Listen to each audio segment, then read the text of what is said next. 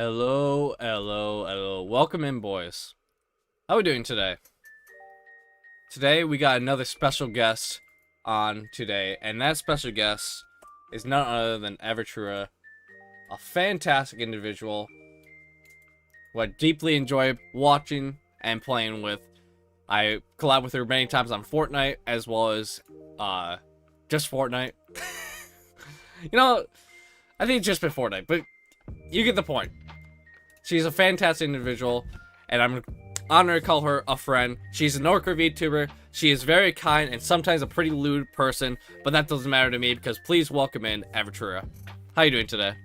Oh my god, hi, I'm doing well. How are you? I'm doing pretty well. Let me just pop that up. I'm a little nervous now. Just a little nervous. Aw, yeah. I think that's to be expected, honestly, same. Yeah. I mean, having someone like Trua in my, podcast kind of nuts. I mean, you just look at her demeanor instantly makes you like, oh god. Oh, fuck. Oh, jeez. Aw. Oh, jeez, Rick. Oh, jeez. True, my beloved. Exactly. Pinbun gets it. Pinbun gets it. Pin, I love her. Oh my god. Hi, Pin. So let's start off Such a with like queen. one of the easiest questions. And that's just introducing yourself a bit. Yeah, so those of you that don't know, my name is Evertrua. I'm the Thick Orca VTuber. I'm a variety streamer. Currently that's in pre-debut for my 2.0 model. I'm super excited about. And I stream a variety of games, and I'm more so known on Twitter than I am on Twitch, but we're working on it. I'm doing well, love. So, who is Evertrua in your eyes? If you were to tell a brand new person, who do you think you would tell them about Evertrua? I know it's Oh similar gosh. to introducing yourself, but in a different way. Yeah, no. So she is brave, she's fun, she's bold, she loves hanging out with her friends. She's confident, and she loves you know supporting everyone. I'm one of those people that, I'm a firm believer of, if you put in a lot of hard work with what you want, you can always achieve your goals and get your dreams, and get to where you want to be. That's my core beliefs. Mm-hmm. True is basically me, because one of the things that I did when I created this character is I didn't want to get like imposter syndrome. Mm-hmm. And so I was like, no, I kind of want to stay away from, playing another character. So I was like, True is just going to be me, but just with a different name and a different look. Mm-hmm. So everything that you see like on stream, um, and everything else is, how I actually am, when you actually get to know me as a person. Yeah. I think most definitely for myself, my avatar is exactly me. Just, I'm not that extroverted of a person. If people were to see me in real life, most of the time I'm mostly timid. Um, Yeah. but the character I portray is me, but with a lot more confidence. And the reason I have confidence and a bigger ego as this character isn't because of imposter syndrome, isn't because it isn't me. It's someone I strive to be. And that's how I look at my own character, is I want to be like my avatar because he is the person I strive to be every day, and that is someone more confident. So if I decide to confess to someone, or if I decide to get a new job, or finally take that next step in my life, I'm more confident to do so than I am yesterday. So I always try to do that. So the best way for me to do that is putting on my best self. One of our friends named Cyanide, he has meaning when it comes to faking yourself. What's when the phrase "fake it until you make it." I love how he spins it. It isn't faking it till you're making it. It's showing your best self of what you can be, and that's why I use my avatar, showing my best self, so that I may be faking it right now, but it becomes me over time. And it has. I have become a lot more confident after using this character in that way. I'm sure you have a similar trait that you strive to be from like certain aspects of your character. Like not everything, but Similar, yeah. I mean, I did actually take a little bit of inspiration into making Chura into from myself. So, the split black and white hair, I've had black hair like most of my life, so that represents like my past. And then I'm mostly blonde right now, so Mm-hmm. but I've also had white hair as well. But the white is supposed to like represent like the blonde, so kind of like your past with your future and just accepting both. Yeah. Um, and also the blue streak in my hair is also representing change. So that was something, and it's also kind of like a little sneak peek of the 2.0. Mm-hmm. It's my little Easter egg. Hey, that's not a good bad Easter egg though. Hold on. So, where did the name Evertrue come from? Oh my gosh, this is so funny and it surprises everyone when I say this story. So, oh God, it was 2021, at the end of 2021 when I was deciding everything because I was like wasn't sure what I wanted to do. So it was around September and Taylor Swift had just dropped Evermore, and I'm a big Swiftie, guys. You don't Mm-hmm. understand. I will do anything to bring up Taylor Swift. And she had just dropped the album Evermore, which was the sister album to Folklore Mm-hmm. that she had dropped 6 months prior to. So I was like, I was sitting there and I was like, I knew that I wanted the name Trua, but I didn't want it to just be standalone Trua because I went on Twitch and I was like, okay, Trua's taken. This is upsetting. So I was like, what the heck do I do? So I was like, what can go with it? And then I was like, you know what? Because I wanted like a surname, like you know how you have like Bitzer, and then one of my Mm-hmm. friends has Luxu. I was like, you know what? What if I do like a first name kind of thing? And I was like, what about Ever? Like from Evermore? I'm like, that's amazing. So that's what I ended up doing. Trua came from there's an actual orca at SeaWorld named Trua that I had met that month actually of September. It was September 15th, I believe. Um, we had went to SeaWorld and I'd never seen orcas in person and I'd Mm-hmm. always wanted to because I've always been fascinated with like sea life.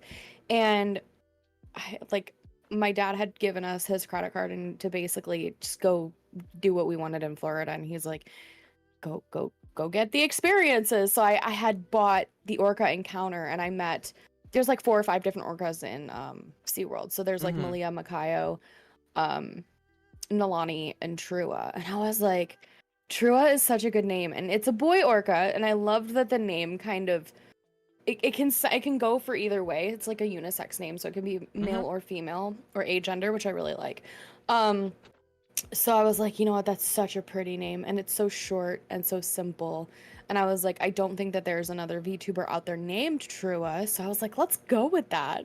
Mm-hmm. I mean, that's a pretty fun way to do it, though. I always love Yeah. unique ways people do it because everyone has their own way of doing it. I know one of my last guests, his name was Zane Artos. He, for the longest time, whenever it comes to like picking names for like usernames and stuff, he will always look at a Percy Jackson book and just scroll through and point at a random name and point at another random name, and that's the name he used. It was the most unique way to do it, but it's so freaking good. Like it seems like the most like trivial thing, the most like, oh, that's super easy, but also it's so creative because I love ideas like that. Just coming up with fun ways to create a name is always good because I think the most important thing about a character is the name. I don't know where Yeah. I got mine from. I'm gonna be real honest, it's been a long time. I know TauKaiba is now the name I technically go by. The only reason I do that is the only reason I haven't changed it is because of one reason. I don't want to be stick to just Yu-Gi-Oh! Because if I go Kaiba, I'm obviously gonna be, oh, he's a Yu-Gi-Oh! Guy, which I'm not. I love Yu-Gi-Oh! Yeah. But I know Tau came from everyone in the community calling me Tau.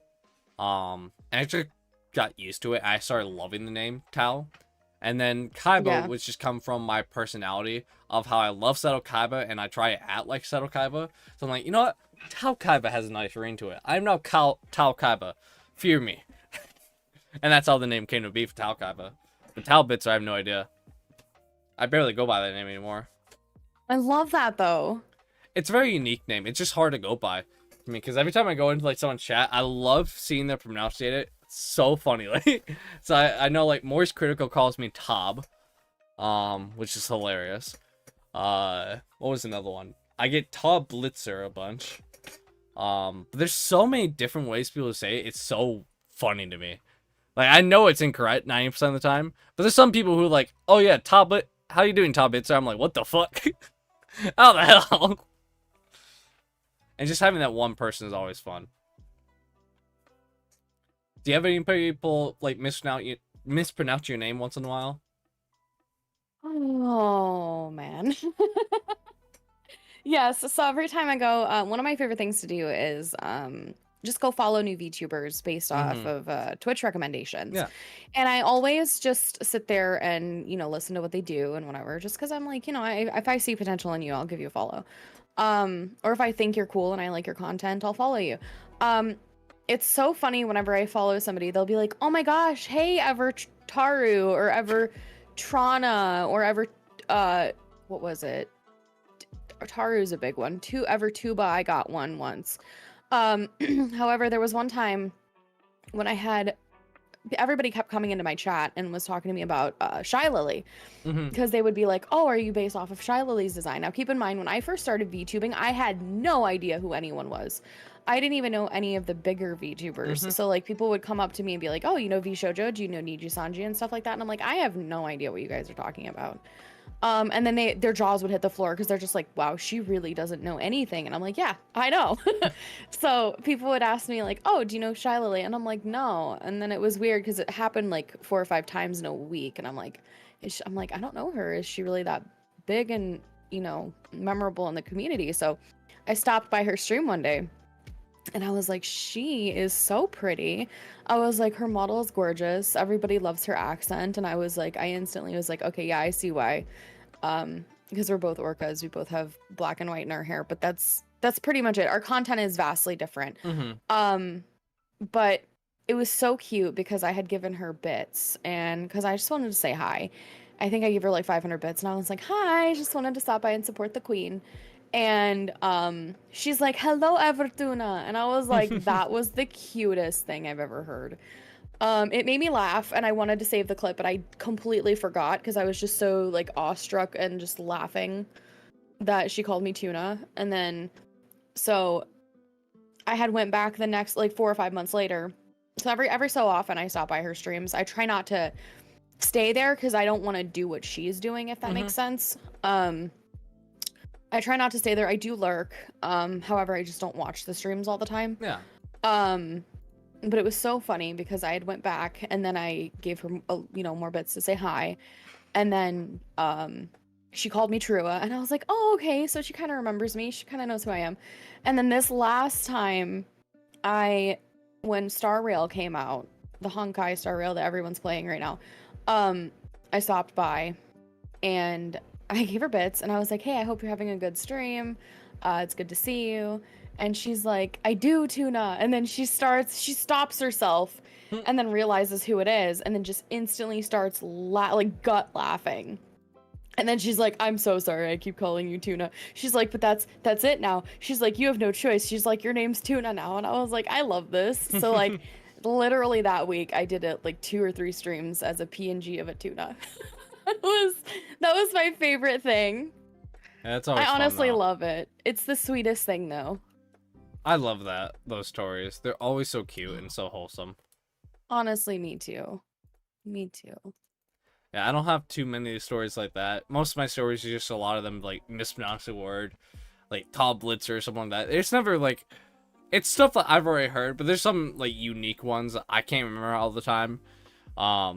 Just there's people who like constantly when they see me, they're like, I hope I say this right, and then they say it right or they say it wrong. I'm like, oh yeah, you totally said it right. Just call me Tal, and they give Tal one sometimes, which I love even more. But usually most people get the name Tal right because I usually just to make it easier on a lot of people. I just say, hey, you can just call me Tal. It's one of the easiest ways to say it, to me at least. So when did you first start doing Twitch? Oh god, so the first time I actually ever like streamed on Twitch, I had a PlayStation, I was streaming on PlayStation 4 and that was probably around 2017, 2018. But I did not have like a well-established channel. I was literally just streaming from my, thing, my just my console. So like I didn't know how to like set up Twitch or anything like OBS overlays or anything like that. And I was always so envious and just hard eyes at everybody that knew how to do that. But I will say I had like 6 or 7 concurrent viewers that always came back that I loved so much, and I hope that they find me again as a VTuber because I really did love it. Even if, you know, I didn't have any of the fancy setups, they still loved coming to watch me play. So, but then I first started streaming as my VTuber February. So I signed up for everything, like I locked in all my socials September 2021, but I didn't start actually streaming until February 20th, 2022. That was my actual debut. So I actually started posting on Twitter like a whole bunch of like debut stuff, and it was just random like Vroid stuff. 2021. So like January 2022 basically is when I started posting. So looking back in your past self, would you say you've improved a lot? Over the past year? Yeah. Yes and no. I feel like a lot of everything that I've gone through, I feel like I've improved with like my self-confidence and talking to people as well. I do feel like my content has taken a backseat because the lack of I don't want to say motivation, but I feel like that's part of it. I'm gonna be like completely transparent. I never have owned the models that I've been using the last year. So these are all models that I have bought that anybody can buy. So it's kind of hard to associate myself with my own model. I've had 3 different ones, I think, in the last 6 or 7 months that, you know, and the reason why I have to keep changing is because somebody will take one and then, you know, it's hard to be one when it's like somebody just recolors it, you know. So I've been trying to get a live 2D model for the last year. I was on a wait list for an entire year. But that is actually coming to fruition in a month, and I'm honestly so excited because now the grind starts. It's always part of the grind, and the sad part is that it's very hard to be unique nowadays with VTuber models. It really is. I mean, you have like, I think most people have done like certain things. You have bird VTubers, fish VTubers, you have snake VTubers, all of them. It's super hard to be unique, but there's still people who can come up with creative ideas. Like, you don't have to be unique in the model, because I think at the end of the day, most models have like a very similar aspect to it. You either have like the big booba models, or either the lolly models, which get the views usually, and just having that personality added to it brings more people in. 'Cause I think a lot of people will go into a VTuber stream, not a lot, but most people on Twitch nowadays would go into a VTuber stream and just check out, and most people stay if they find you enjoyable. And that's the thing that comes with most streamers nowadays. It's, do you have a personality that carries it? You can have a great model, yeah, but do you have a personality? And I think you do. I have seen a lot of VTubers who have the same cookie cutter personality, which is fine. It works. Like, and most people, that's their personality. It doesn't mean I'm criticizing them. It's more or less a lot of people have similar personalities, but it works. You do have a semi-unique personality, which does help.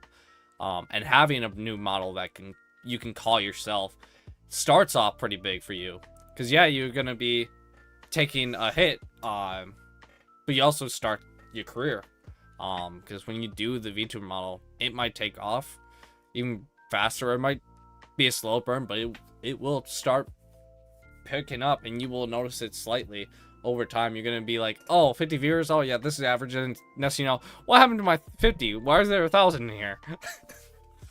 which is so weird. I know a lot of people are able to make it work, and I'm so happy. Every one of my friends I've seen grow and become better than I ever thought like it was possible.